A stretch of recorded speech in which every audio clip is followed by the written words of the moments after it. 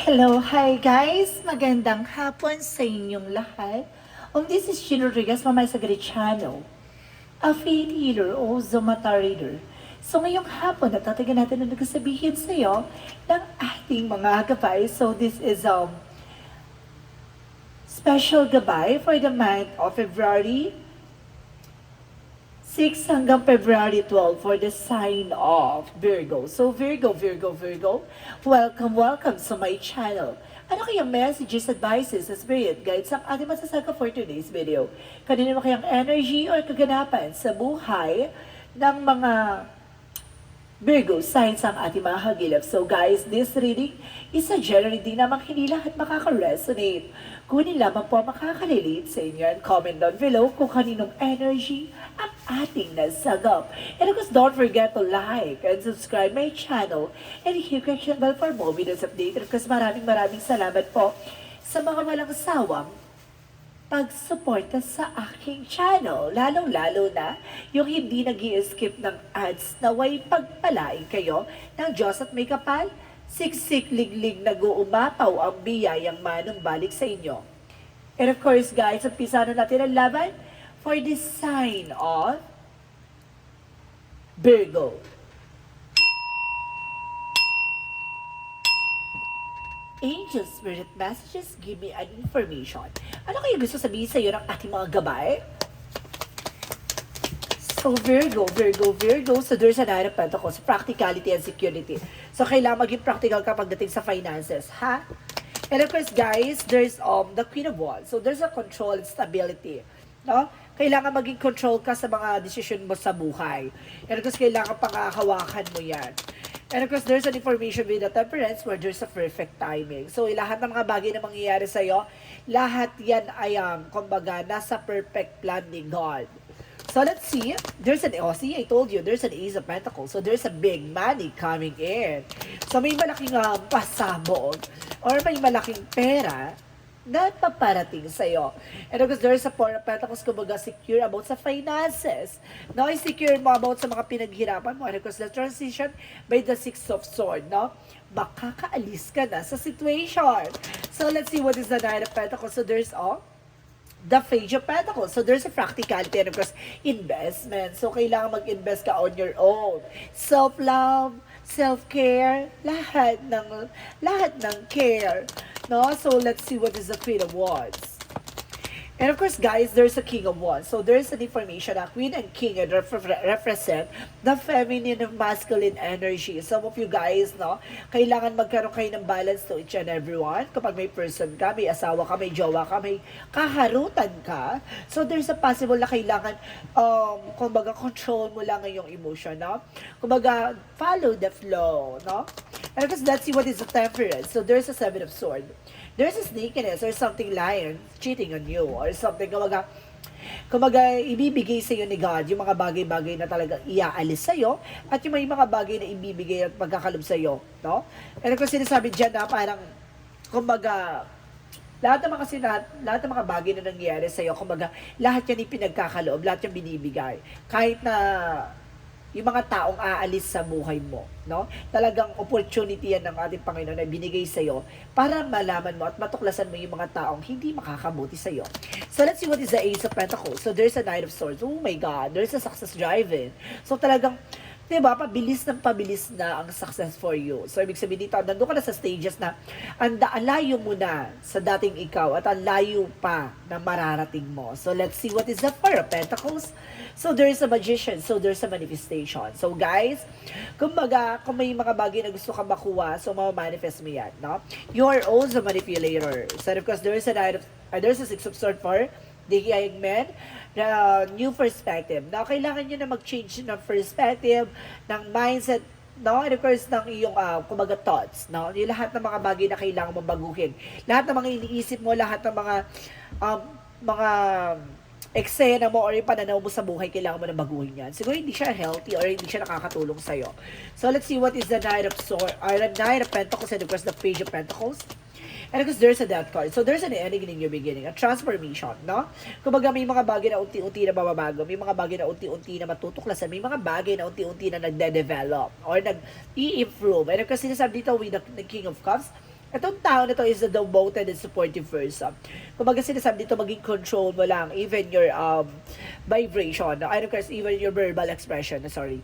Yung verbal mo, yung pakikipagtalakayan, or pakikipag-ugnayan, or alam mo yung mga salitahan mo na minsan may laman, yan yung kailangan mo makontrol. Pero kasi kumbaga itong tao na to is devoted and supportive person. Kumbaga, there's a possibility na maaaring, kaya nababago yung utak ng tao na to kasi that because of your, kumbaga, attitudes, no? And because there's a justice for, karma.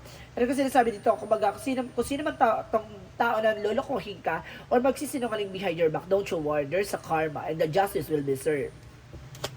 So let's see what is the Ace of Pentacles and of course the Knight of Swords. So there's a Moon card. So there's a revelation reveal. May mga bagay na kumbaga malalaman mo at matutuklasan mo. And of course the Moon represents a dream coming true. And there's a Knight of Swords by success driven. So napakabilis ng pasabog at bulabog nito, no? At talagang bubulabugin yung eksena mo na magdadala sa'yo ng malaking opportunity. So let's see what is the Four of Pentacles and the Magician. So there's a Two of Pentacles. Being a balance. So, kailangan mo maging balance, no?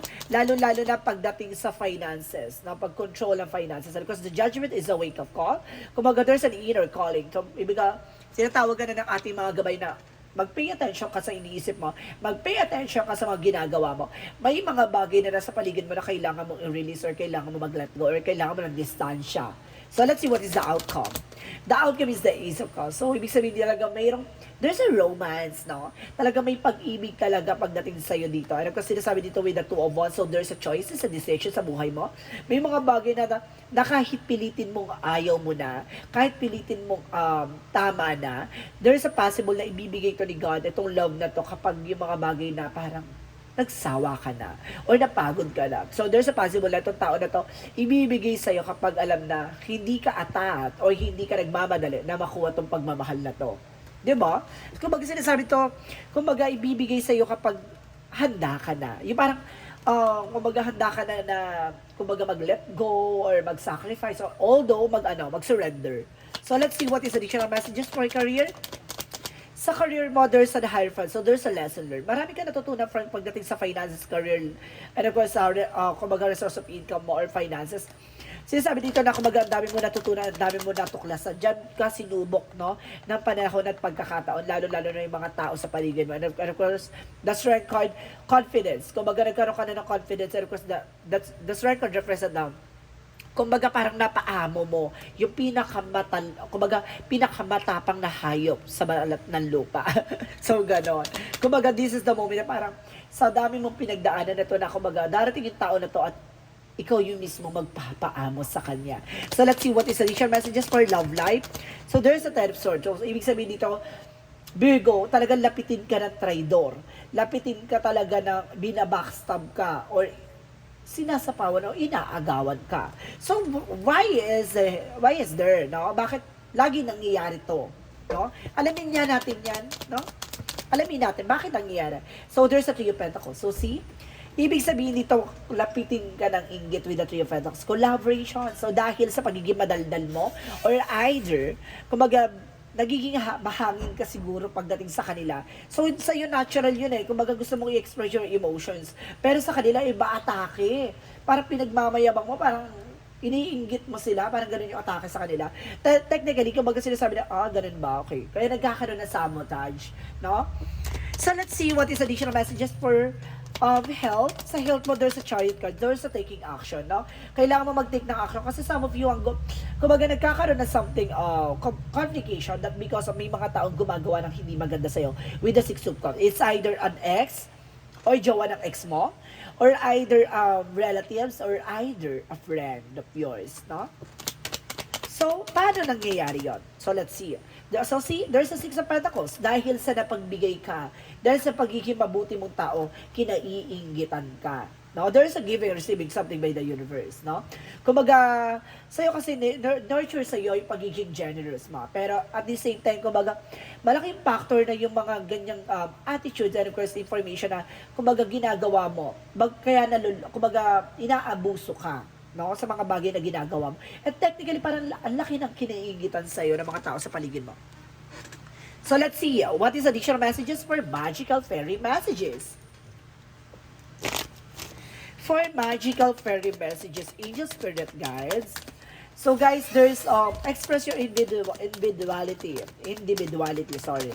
Allow your true self to shine because you're awesome. So yung sabihin dito, ipakita mo sa kanila kung sino ka talaga at ipakita mo sa kanila kung ano man ang grounds mo, even your flaws, no? Your inner may tawag dito, your inner attitudes, no?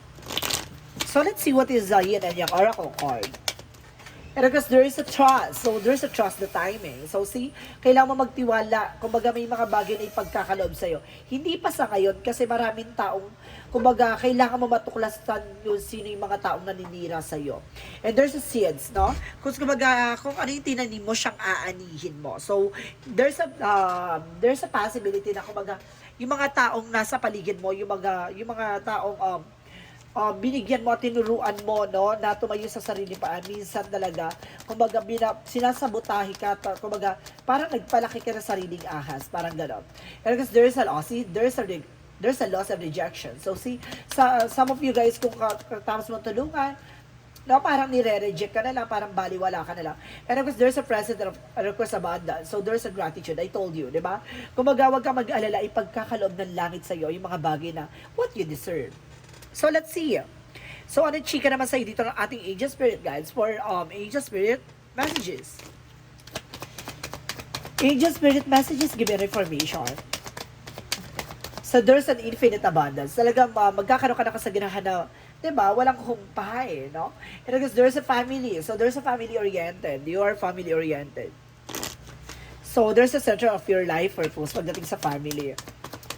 So, let's see what is additional messages. And because there's a change, may mga kailangan kang baguhin, alisin. And there's an imagination. Gamitin mo yung intuitions mo na para makapag-create ka ng mga ideas and requests para makuha mo yung tamang kasagutan sa mga katanungan mo. So, let's see what is the romance angels.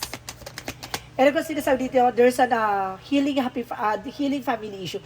Guys, no, parang some of you ang gumagawa is a family related. Or family ng person mo. Ganon. So, let's see what is Archangel Michael. And of course, this situation is already resolved. So, some of you guys, sa solusyon na yung mga problema na to, at maaari nagamot ka na, it's a good part. And of course, forgive yourself, you done nothing wrong. Patawarin mo yung sarili mo. Wala kang ginawang mali, no? And of course, there's a energy healing work. So, talagang, kailangan nyo talaga magpagaling at magpagamot, ha? Kasi kailangan nyo talaga, there's an energy healing. So, let's see what is the chakra. Some of you, ha, kung hindi pa magpagamot na kayo as soon as possible. Para hindi na lumala ang kamalasan o sumpa ng ginawa sa inyo. And there's a guilt. O, si galit na galit ng tao na to. And there's a bittersweet. Kung pagkatapos ng mga pait na naranasan mo, may tamis ng tagumpay. So, let's see what is additional messages for Angel's Answer. For Angel's Answer, give me an information. And of course, there's unlikely, may mga bagay na hindi mo magugustuhan. There's an Azure Angels. So, kailangan mo humingi ng gabay sa ating mga angel spirit. And of course, sinasabi dito, compromise. So, may mga pinagkasundo at may mga pinangako, no? And of course, there's an everlasting promises. And there's a cleansing, I told you. Kailangan nyo rin mag-cleansing. See? Cleansing. And there's a clarify. Maka-clarify nyo yung lahat ng mga nangyayari sa'yo. At na magtatagpi-tagpi nyo lahat ng mga bagay sa paligid mo ay talagang iisa lang yung pinanggagalingan ng eksena. And there's a survival. Na magsusurvive ka dyan sa eksena niya. And there's a spirituality. So, see? May kinalaman about sa spiritual. At the same time, there's a self-inventory. So, ibig sabihin, pangalagaan mo ang sarili mo. Diba? So, let's see what is Archangel Raphael. And of course, sinasabi na Archangel Raphael, there's a do more research, no? Kailangan mong tuklasin at alamin pa. And of course, there is a sunlight. So, some of you, kailangan nyo rin ng, kumbaga, ng sinagliwanag ng ating, kumbaga, araw, no? Makakatulong niya for healing. No? And benefits, may benefits ang sunshine. So, let's see what is additional messages. So, there's you got the love. So, there's a boundary. So, kailangan, kumbaga, pagdating sa pag-ibig, there's a romance talaga. Maaring, kumbaga, may mga tao lang talaga na gumawa ng eksena sa'yo. Kaya, pag nandun ka na sa part na nagmamahal ka na, nasasaktan ka eventually, no? Kumbaga, it's either gina-ghosting ka, niloloko ka. Kasi, kumbaga, there's an information na, kumbaga, may gumagawa sa'yo para, kumbaga, masira yung magiging karelasyon. Parang ganon. There's a star keeper. So, there's an information na stay on your ground. So let's see what is the energy. Let's see what is the energy. And of course, guys, there's a contract. So some of you, ha, kumbaga it's either kasal, meron kayong pipirmahang kontrata, baka mga ibang bansa kayo, or either there's a contract for a marriage contract. And there's the thinking woman. So some of you, ha, overthinking ka if you are a woman. If you are a man, yung tao, itong tao na to, kumbaga nag-iisip sa'yo, no? And because there's a strategy, gamitan mo rin na estratehiya para matanggal yung kamalasan or ginawa sa yung, kumbaga, negative energy. So let's see what is the Monsology. Monsology represent, hold your vision. Tama yung hinala mo, ha? Tama yung nasa isip mo. And see, I told you, what you need to release. Ano yung kailangan mong alisin? Ano yung kailangan mong tanggalin? Yung nagbibigay pabigat or nagbibigay kamalasan sa'yo. Kailangan mo yun linisin. And of course, a time to give rather than take. No? Mas maganda ikaw yung nagbibigay ng oras. Kaysa ikaw yung nag-aantay. No? So let's see. So let's see what is the Jesus loving quotes. So the Comforter, which is the Holy Spirit, with the Father, will send in my name. He shall teach you all things. So ibig sabihin dito may mga instrumento si God na para tulungan ka, turuan ka sa mga bagay-bagay na nangyayari sa iyo. O may mga bagay na binigay ang instrumento ni God kahit saktan ka, para saktan ka.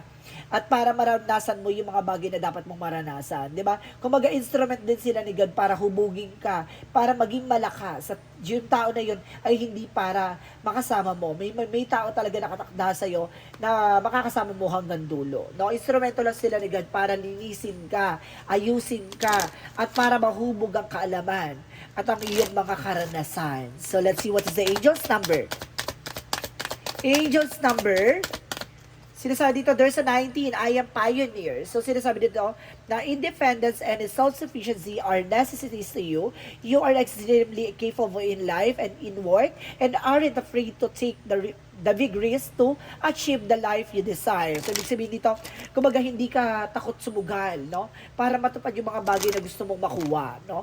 Pangarap man yan, pag-ibig, relasyon, health. Kumbaga, sinasabi dito na handa kang lumaban at ipaglaban. So, let's see. What is the messages of life? Sa madaling salita, laban na laban. And because there is a God sustains me. So, yung sinasabi dito, as I turn each day over to God, my worries is my resistance, softness in the arms of God, love, I find that inner peace, even a challenging time today.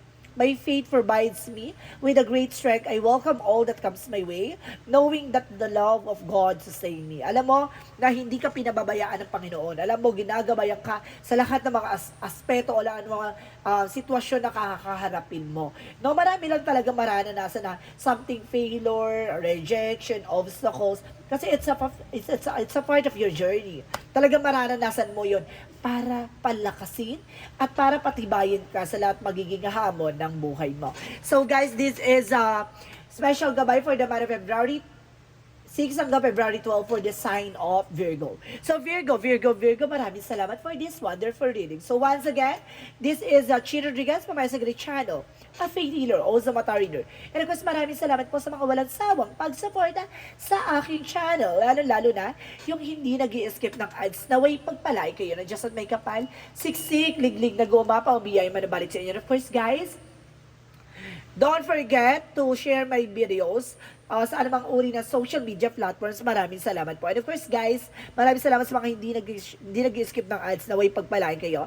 And just at may kapal, siksik, liglig na gumapa, umiyay manabalik sa inyo. And of course, guys, maraming salamat and see you in the next video. Bye-bye and babush!